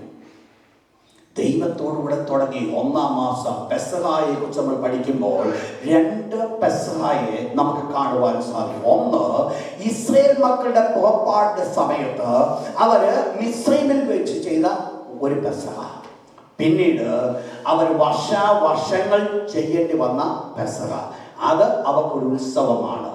ഇത് അവർക്കൊരു ഉത്സവമായി ആയിരുന്നുവെങ്കിൽ തന്നെയും ഉത്സവമായിട്ടല്ല അവർ ചെയ്തത് അവരുടെ പുറപ്പാടിന് വേണ്ടി. രണ്ടും ചെയ്യുന്നത് 2 വ്യത്യസ്തമായ വിധത്തില്, ഒരുപോലെ അല്ല അത് ചെയ്യുന്നത്. 2 വ്യത്യസ്തമായ വിധത്തിൽ. ഞാൻ അതിനെക്കുറിച്ച് കൂടുതൽ വ്യാഖ്യാനിക്കുന്നില്ല. എന്നാൽ വിഷയത്തിൽ ഞാൻ നിൽക്കട്ടെ. ഒന്ന്, ഇവരൊരു കുഞ്ഞാടിനെ കൊല്ലണമെങ്കിൽ എന്ത് ചെയ്യണം? വായിച്ചോട്ട് അതിന്റെ 3-ാമത്തെ വാക്യത്തിലേക്ക് കടന്നു വന്നാട്ട്. 3-ാമത്തെ വാക്യം, ഈ മാസം 10-ാം തീയതി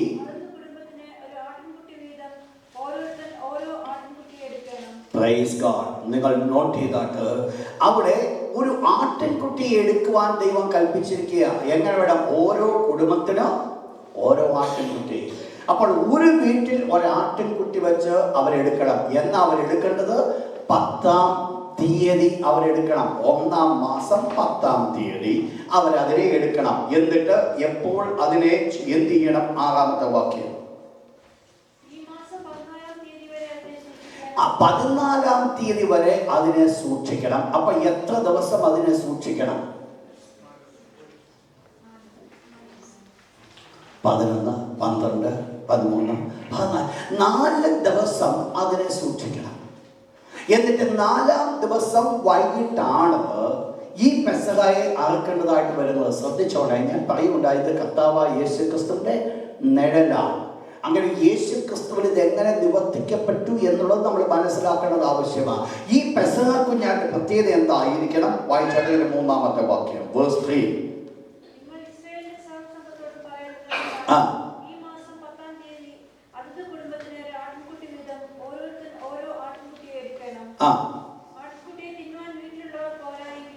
അഞ്ചാമത്തെ വാക്യം, വേഴ്സ് 5. ആട്ടിൻകുട്ടി ഊനമില്ലാത്തത്. നോട്ട് ചെയ്താട്ട്, വിത്തൗട്ട് ബ്ലെയിം, വിത്തൗട്ട് ബ്ലെമിഷ്. ആട്ടിൻകുട്ടി ഊനമില്ലാത്തതായിരിക്കണം. 2, 1 വയസ്സ്, മെയിൽ ഓഫ് ഫസ്റ്റ് ഇയർ, 1 വയസ്സ് പ്രായമുള്ളതായിരിക്കണം.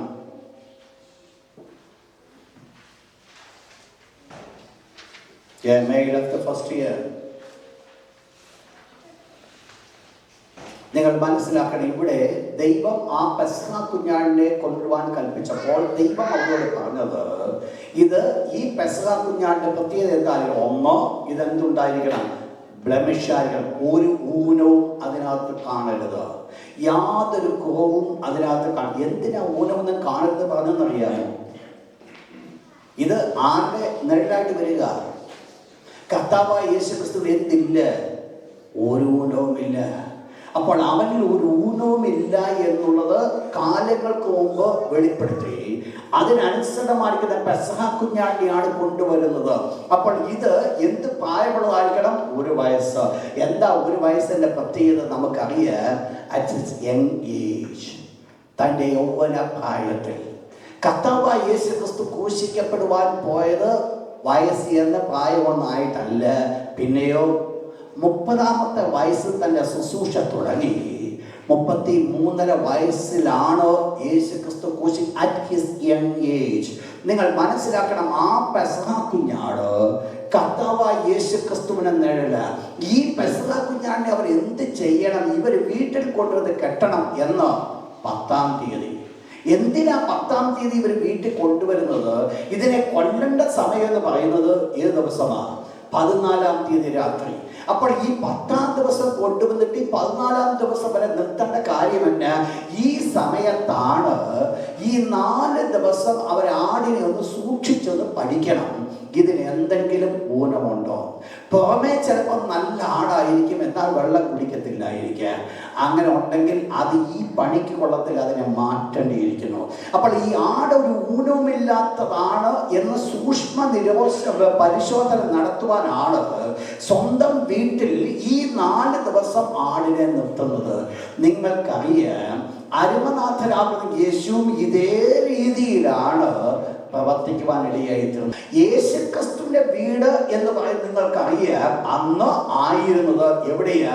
ദൈവാലയം. എവിടെ ദൈവാലയം ഉണ്ടായിരുന്നത്? യെരൂശലേമിൽ. യേശുക്രിസ്തു യെരൂശലേമിലേക്ക് പോകാൻ ആഗ്രഹിച്ചപ്പോൾ ശിഷ്യന്മാരെല്ലാം കൂടി യേശുവിനോട് പറഞ്ഞു, ഗുരു, നീ ഇപ്പൊ അങ്ങോട്ട് പോകുകയാണോ? കുറച്ചു മുമ്പ് യഹൂദന്മാർ നിന്നെ കൊല്ലുവാനായിട്ട് നോക്കിയില്ലേ, പിന്നെ നീ എന്തിനാ അങ്ങോട്ട് പോകുന്നത്? യേശു ഇപ്രകാരം പറഞ്ഞു, കുഞ്ഞെ, വെളിച്ചം പകൽ ഉള്ളിടത്തോളൂ അവന്റെ പ്രവൃത്തി ചെയ്യേണ്ടത് ആവശ്യമാണ്. കാരണം യേശുവിനറിയാം, ഇവക്കാർക്കും എന്നെ ഈ സമയത്ത് ഒന്നും ചെയ്യാൻ പറ്റത്തില്ല. നിങ്ങൾക്കറിയാം, യേശു യെരൂശലേമിൽ അവസാന നാളിൽ കടന്നുപോയി. അവസാന നാളിൽ യേശു യെരൂശലേമിൽ ചെന്നപ്പോഴാണ് ഒരു കൂട്ടം ആൾക്കാർ ഇപ്രകാരം പാടുവാൻ ഇടയായി തോന്നുന്നു. എന്തുവാ പാടിയത്? ഹോശാന. അപ്പോൾ അത്യുന്നതങ്ങൾ ദൈവത്തിന്റെ മഹത്വം എന്ന് പറഞ്ഞ് പാട്ടും പാടി അവർ നടത്തുക. കർത്താവായ യേശു യേശുവിനെ കഴുതപ്പുറത്ത് കയറ്റിക്കൊണ്ട് പോകുകയാണ്. നിങ്ങൾക്കറിയാൻ, ഇതിന് തൊട്ട് മുൻപിലാണ്, ഇതിനെ തൊട്ട് പിന്നാലെയാണ് ഏത് കടന്നു വരുന്നത്? പെസഹ കടന്നു വരുന്നത്. കർത്താവായ യേശു ക്രിസ്തു അറുക്കപ്പെട്ടു എന്ന് പറയുന്നത് പെസഹ കുഞ്ഞാടിനെ എന്ന് ഏത് സമയത്ത് അറുക്കുവാനായിട്ട് ഇടയായിരുന്നു, എക്സാക്ട്ലി ആ സമയത്താണ് കർത്താവായ യേശുക്രിസ്തുവിനെ പിടിക്കുവാനായിട്ട് കാരണമായി തീർന്നത്. യേശുക്രിസ്തുവിനെ പിടിക്കുവാനായിട്ട് സാധ്യമായി തീർന്നത്. മുൻപോട്ട് ഞാൻ കടന്നു പോകട്ടെ. എന്താ ഇവിടെ സംഭവിച്ചത്? ഈ അരുമരക്ഷിതാവായിരിക്കുന്ന യേശുക്രിസ്തു യെരൂശലേമിൽ വന്നു. പിന്നീടുള്ള ബാക്കിയുള്ള 4 ദിവസങ്ങൾ എന്ന് പറഞ്ഞാൽ കർത്താവായ യേശുക്രിസ്തുവിന് ഹോശന പാടിയ ദിവസമായിരുന്നു. നമുക്ക് എല്ലാവർക്കും അറിയാം, ഹോശന എന്ന് പറയുന്ന ദിവസമാണ് ഞായറാഴ്ച ദിവസം.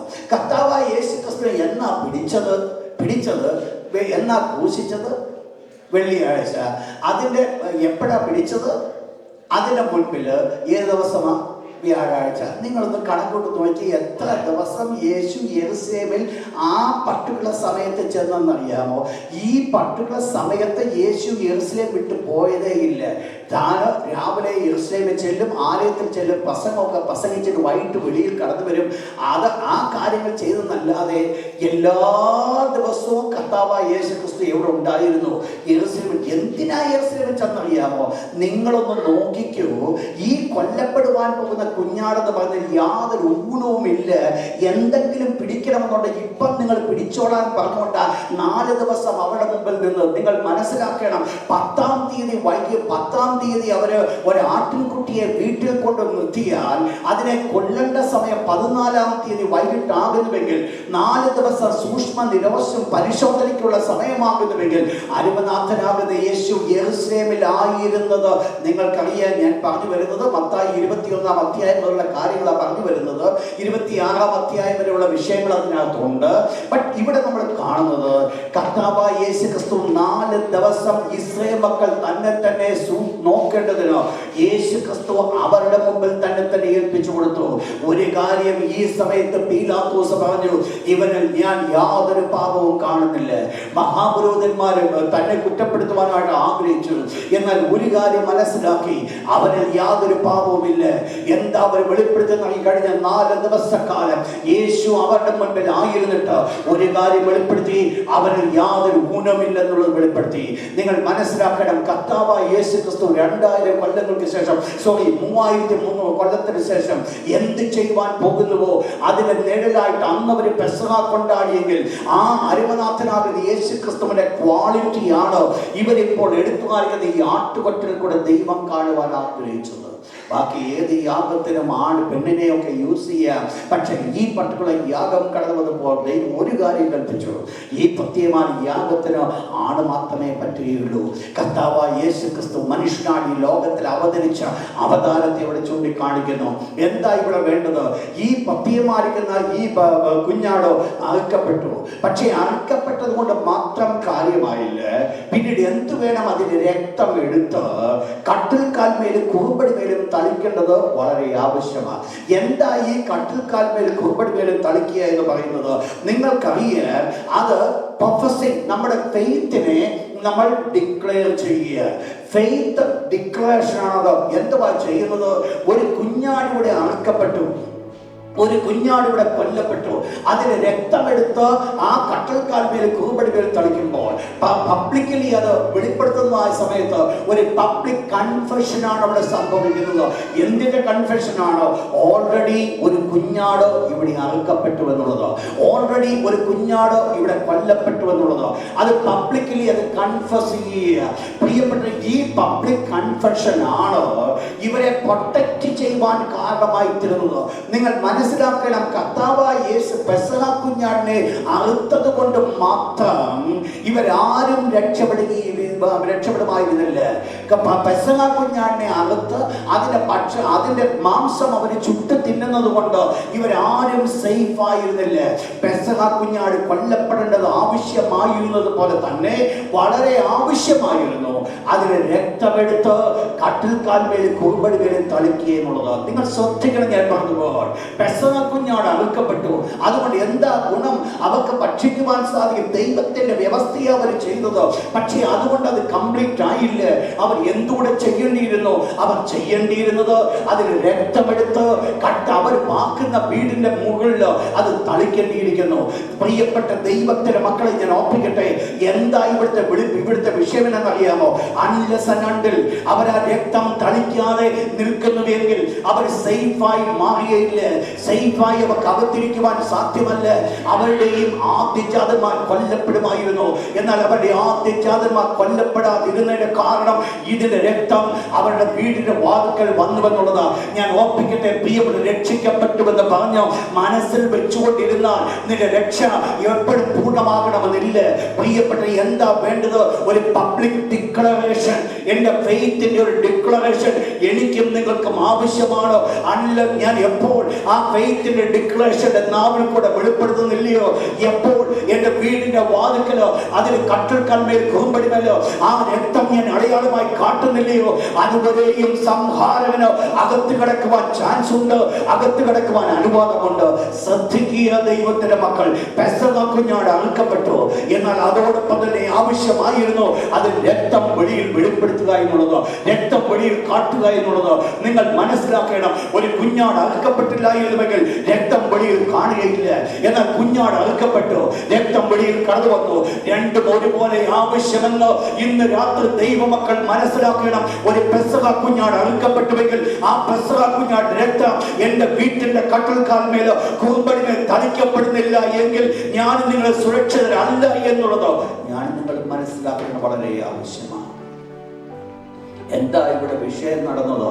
മോശ എന്ത് ചെയ്തു? വിശ്വാസത്തിന്റെ പ്രവൃത്തി ചെയ്തു. നിങ്ങൾ മനസ്സിലാക്കണം, ഇവിടെ ഇതൊക്കെ സംഭവിക്കണമെങ്കിലും ഒരു കാര്യം അവർ ചെയ്യണം. വീട്ടിൽ കൊണ്ടുപോയി രക്തമൊക്കെ തളിച്ചു, എല്ലാം നല്ലത്. പക്ഷേ അവർ എന്ത് ചെയ്യരുത്? ഒരു കാര്യം അവർ ചെയ്യരുതാഞ്ഞു. എന്താ അവർ ചെയ്യരുതാഞ്ഞത്? 12-ാം അധ്യായത്തിൽ 22-ാമത്തെ വാക്യം, വേഴ്സ് 22. ഈ സോപ്പ് എന്ന് പറയുന്നത് ഫെയ്ത്തിനെ വെളിപ്പെടുത്തുന്നു.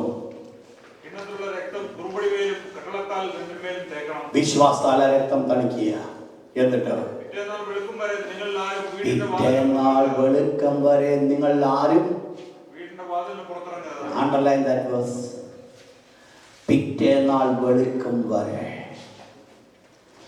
നിങ്ങൾ ആരും നിങ്ങളുടെ വീടിന്റെ വാതിൽക്കലേക്ക് ഇറങ്ങരുത്.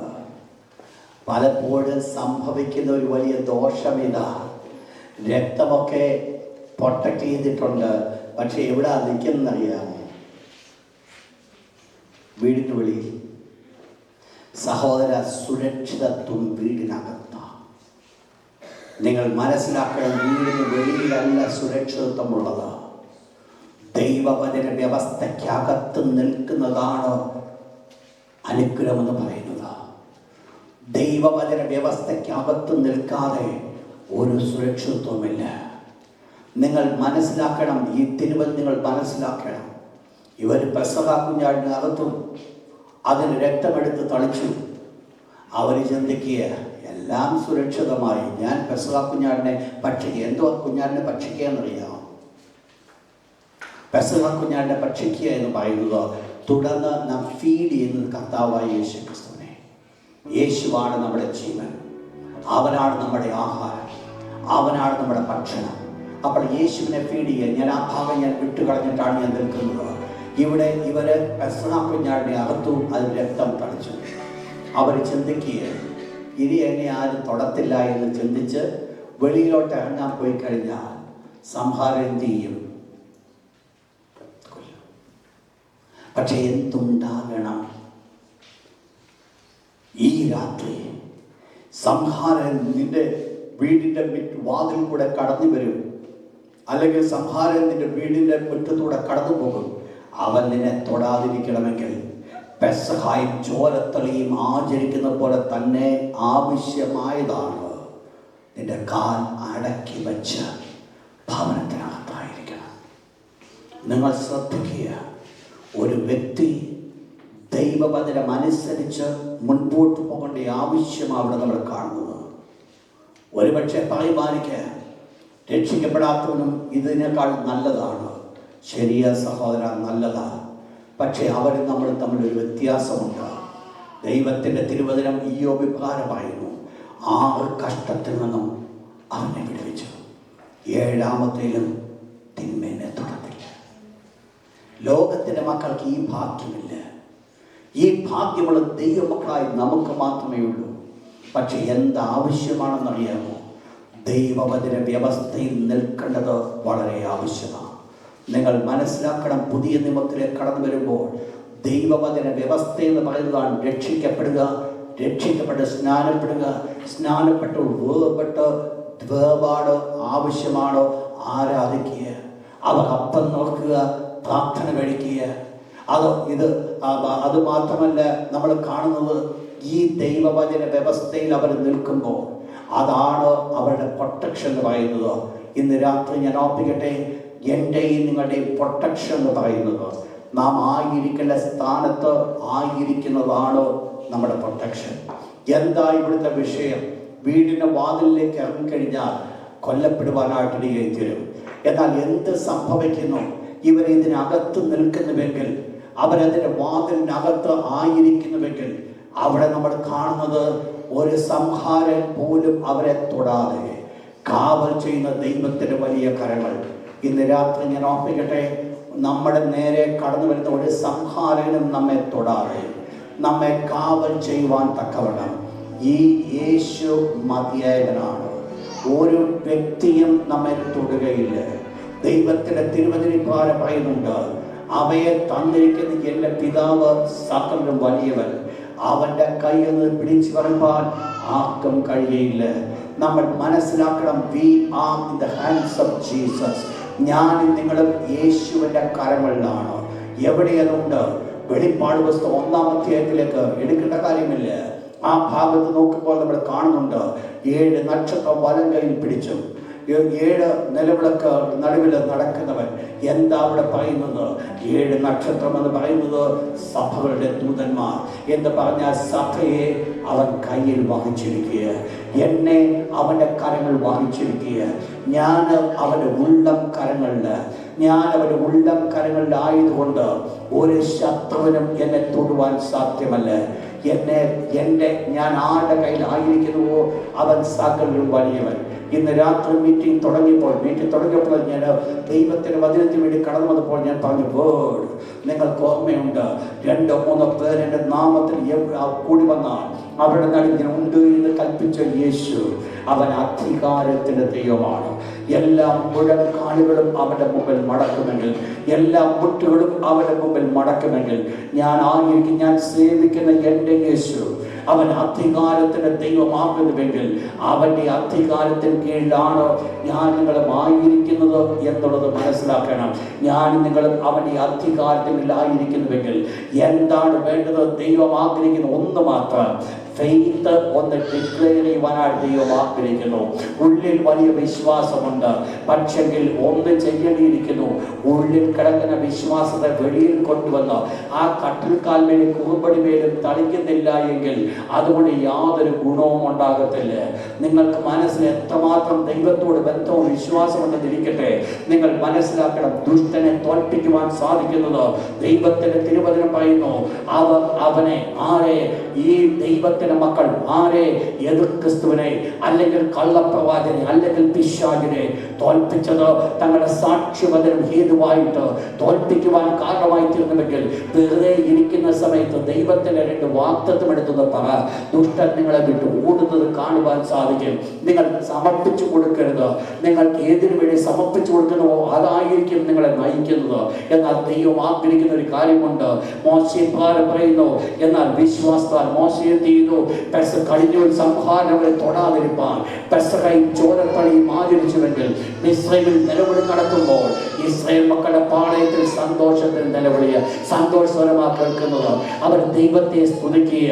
അവർ മിഷ്ടാന ഭോജനം കഴിച്ച് അന്ന് വരെ കഴിച്ചിട്ടുള്ള അളവല്ല അന്നവർക്കുള്ളത്. അതുവരെ പട്ടിണി കിടക്കുക. അവർക്ക് വേണ്ടുന്ന വൈക്കോല് പോലും ഇല്ല. വളരെ ബുദ്ധിമുട്ട് അവർക്കുണ്ട്. എന്നാൽ ഇന്നത്തെ അവരുടെ അവസ്ഥ അതല്ല. ഒരു പുതിയ തുടക്കം അവർ തുടങ്ങാൻ പോകുക. ദൈവം അവരെ വിടുവിക്കുവാൻ പോകുക. അടിമത്തത്തിന്റെ കെട്ടുകൾ പൊട്ടുവാൻ പോകുക. ആ കെട്ടുകൾ പൊട്ടുമ്പോൾ ആ പൊട്ടുന്ന സമയം തന്നെ നിന്റെ ഭവനത്തിൽ മിഷ്ടാന ഭോജനം ഉണ്ടായിരിക്കുമെന്നുള്ളത് നീ മനസ്സിലാക്കുന്ന ഒരു ആവശ്യമാണ്. ഇന്നലത്തെ ക്ഷാമത്തിന്റെ അവസ്ഥയല്ല ഇന്ന് നിന്റെ ഭവനത്തിൽ ഉള്ളത്. ഇന്ന് നിന്റെ ഭവനത്തില് സന്തോഷത്തിന് ഉത്സവത്തിന്റെ ദിവസമാണ്, ആനന്ദത്തിന്റെ ദിവസമാണ്. എന്താ അതിന്റെ കാരണമെന്നറിയാമോ? യേശു വിടുവിക്കുവാൻ കാരണമായി തീർന്നു. യേശു പൊട്ടിക്കുവാൻ കാരണമായി തീർന്നു. എല്ലാ കെട്ടുകളെയും പൊട്ടിക്കുവാൻ കാരണമായി തീർന്നു. ഇന്ന് എനിക്ക് വിശ്വാസത്താൽ അതിന്മേൽ എതിർത്ത് നിൽക്കുവാൻ സാധിക്കും. ഇന്ന് ഞാൻ പൂർണ്ണമായി പ്രൊട്ടക്റ്റഡ് ആണ്. അതുകൊണ്ട് ഒരു കാര്യം മനസ്സിലാക്കുക, മിശ്രമക്ക് വരുത്തിയ യാതൊരു വ്യാധിയും ഞാൻ നിനക്ക് വരുത്തത്തില്ലെന്ന് കൽപ്പിച്ചവനാകുന്നുവെങ്കിൽ ഇന്ന് രാത്രി ആ ദൈവത്തോട് പറ, എന്റെ ദൈവമേ, നീ എന്നെ ഒന്ന് പ്രൊട്ടക്ട് ചെയ്യണം. നീ എന്നെ ഒന്ന് പ്രൊട്ടക്ട് ചെയ്യണം. നിന്റെ കരങ്ങൾ എനിക്കൊന്ന് കാണണം. നിന്റെ അത്ഭുതം എനിക്കൊന്ന് കാണണം. നിന്റെ അതിശയത്തിൽ പ്രവർത്തി കാണണം. എന്റെ ഭവനം നിന്നാൽ പ്രൊട്ടക്ട് ചെയ്യപ്പെടണം. ഞാൻ നിന്നാൽ പ്രൊട്ടക്ട് ചെയ്യപ്പെടണം. നിങ്ങളുടെ ഭവനം ദൈവത്താൽ പ്രൊട്ടക്ട് ചെയ്യപ്പെടണം. ഇന്ന് രാത്രി ഞാൻ ഓർപ്പിക്കട്ടെ, വിശ്വാസത്താൽ ആ രക്തമെന്ന് തളിക്കുവാൻ സാധിക്കുമോ? അകത്തുള്ള വിശ്വാസത്തെ പുറത്തു കൊണ്ടുവന്നിട്ട് ആ കണ്ണുകാൽ കുറുമ്പടിമേലോ രക്തമെന്ന് തളിക്കപ്പെടട്ടെ. ദുഷ്ടൻ നിങ്ങളെ വിട്ട് ഓടുവാൻ, ദുഷ്ടൻ നിങ്ങളുടെ ഭവനത്തിൽ കടന്നു വരുവാൻ ഒരിക്കലും അവൻ അനുവദിക്കുകയില്ല. എല്ലാ കണ്ണുകളും ശാന്തമായിട്ട് അടച്ചാട്ട്